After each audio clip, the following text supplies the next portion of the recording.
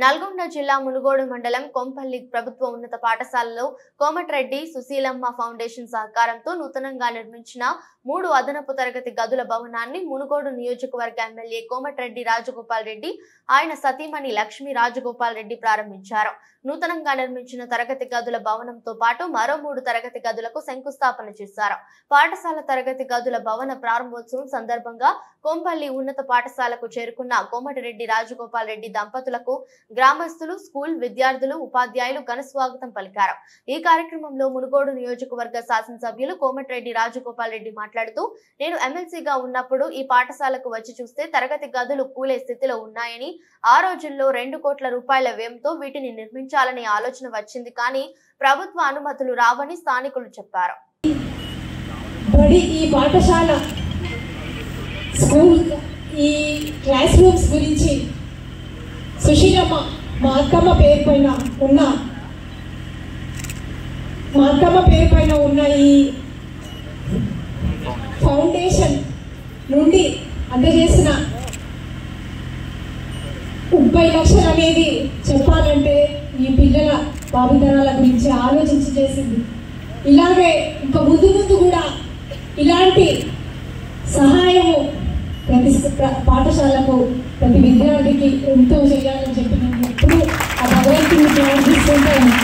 రాజగోపాల్ రెడ్డి గారి చేతుల మీదుగా ఎంతో మంది పిల్లలు బాగా చదువుకొని మంచి విద్యావంతులై వాళ్ళ పేరు నిలబెట్టుకొని వాళ్ళ తల్లిదండ్రులకు కూడా ప్రతి ఒక్క దాంట్లో కూడా తోడ్పడి ఉంటారని చెప్పి నేను అందరినీ కూడా కోరుకుంటున్నాను. నేను ఎమ్మెల్సీగా వచ్చినప్పుడు క్లాస్ రూమ్ చూస్తే కూలిపోతుండే, కూలిపోయే స్టేజ్లో పైకి పెంచులు పడేసే పరిస్థితి ఉండే.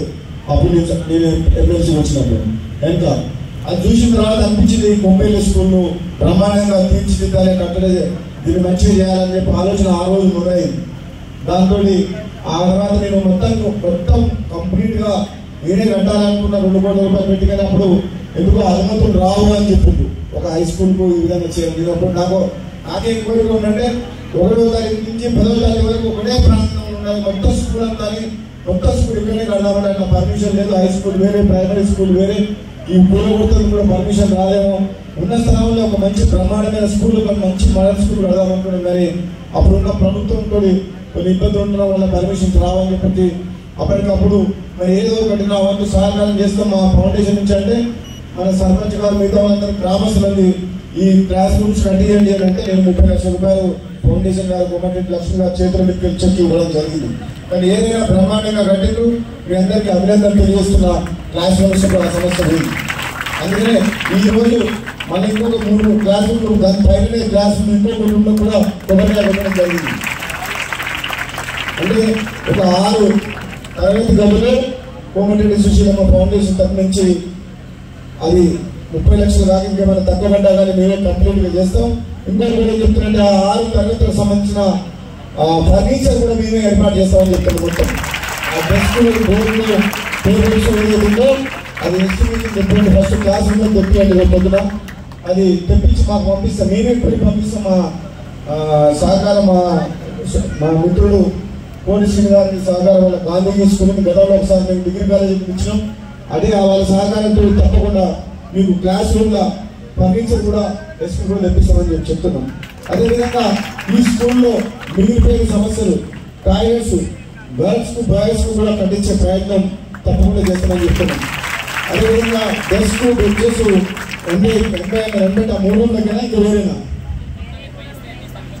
ఓకే తప్పకుండా.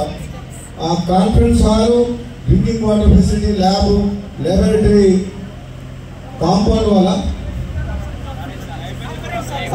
IIP box